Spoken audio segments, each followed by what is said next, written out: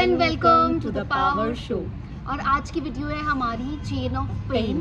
कब हमने chain of pain join किया, चेन ऑफ पेन क्या होता है, ये कॉन्सेप्ट कहाँ से आया है और कैसे आप लोग अवॉइड कर सकते हैं बिल्कुल चेन ऑफ पेन को ज्वाइन ना करें। ठीक है, सो ये वीडियो इसी बारे में है, बने रहिए।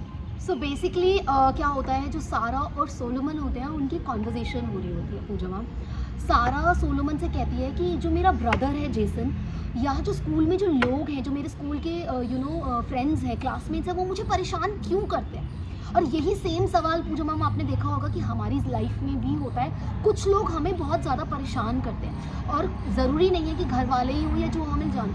कई बार हम जब घर से बाहर भी जाते हैं तो हमारी किसी ना किसी से बहस हो जाती है, चाहे वो शॉपकीपर हो, ऑटो वाला हो, कैब वाला हो, कोई भी हमें वाइब्रेशनली इफेक्ट कर देता है, क्योंकि हमारी वाइब्रेशन वैसी होती है। इसकी वजह से लोग हमें परेशान करना स्टार्ट कर देते हैं। तो सारा का भी यही क्वेश्चन था सोलोमन से। सारा ये सोचते हैं ना कि मैं इतनी अच्छी हूँ, मेरे को जो है किसी को परेशान नहीं करती, मैं किसी को कभी भी दुख नहीं देती, I am not hurting anyone. तो मेरे साथ ऐसा क्यों होता है, मुझे मेरा भाई क्यों परेशान करता है।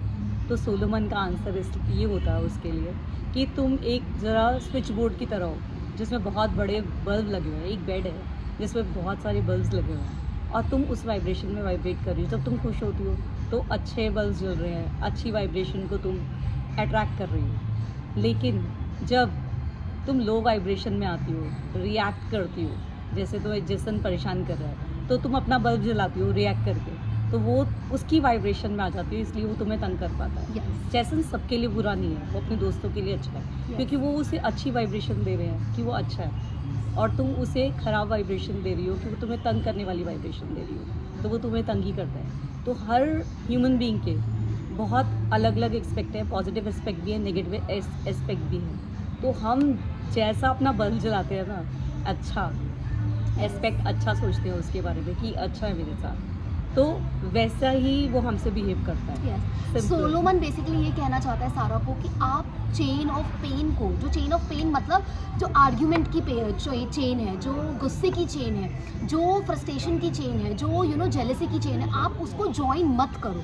और वो ज्वाइन जो आप पूजा मैम ने एग्जांपल दिया लाइट बोर्ड का, जब हम अपनी लाइट जलाते हैं हम चेन ऑफ पेन को ज्वाइन कर लेते हैं बेसिकली। तो ये भी मेरे साथ भी पूजा मैम रिसेंट में हुआ और मैं इस पर वीडियो भी बनाना चाह रही थी कि when I join chain of pain, तो मेरे साथ कैसे क्या हुआ। सो बेसिकली मेरे साथ ये पूजा मैम एग्जांपल हुआ कि हम लोग जब मैं ट्रैवल कर रही थी अभी रिसेंटली, तो हम लोग ऑटो कर रहे थे और ऑटो करने में क्या हुआ कि ऑटो वाला हमसे बोल रहा था कि नहीं मैम मैं तो इतना ही लूँगा एंड ऑल ऑफ दैट, और फिर वो हमसे बहस करने लग गया। अब इस बहस में हमें भी नहीं पता चला, हम we were so much in the moment Pooja ma'am कि हम भी उसके साथ बहस करने लगे। और बाद में मुझे रियलाइज़ हुआ कि मैंने चेन ऑफ पेन को ज्वाइन किया है, मैंने ऐसा क्यों किया। और फिर मैंने कॉन्शियसली अपनी वाइब्रेशन को ठीक किया और उसी दिन की सेम बात है, 1 घंटे बाद वी वेंट फॉर शॉपिंग और मैंने कॉन्शियसली अपनी वाइब्रेशन को चेंज किया और मैंने बोला कि नहीं अब मैं चेन ऑफ पेन को ज्वाइन नहीं करूँगी चाहे कुछ भी हो।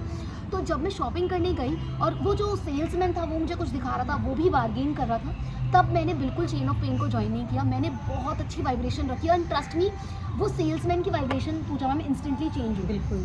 तो ये बहुत बड़ा आप लोगों के लिए लेसन है कि आप हमेशा अपनी वाइब्रेशन को इतना हाई रखिए, चेक भी करते रहिए, हाई रखिए और पॉजिटिव। अगर आपके साथ कोई नेगेटिव कर रहे हैं तो आपने वो वाइब्रेशन दी है, चेक योर वाइब्रेशन। और चेन ऑफ पेन को बिल्कुल कभी भी ज्वाइन मत करिए। चाहे कोई आपसे आर्ग्यूमेंट कर रहा है, आप वहाँ से चले जाइए, क्योंकि आप जब तक उस चेन को ज्वाइन नहीं करेंगे तब तक आप उस चेन के हिस्सा नहीं होंगे। You try to respond, not to react. So until next time, love you guys.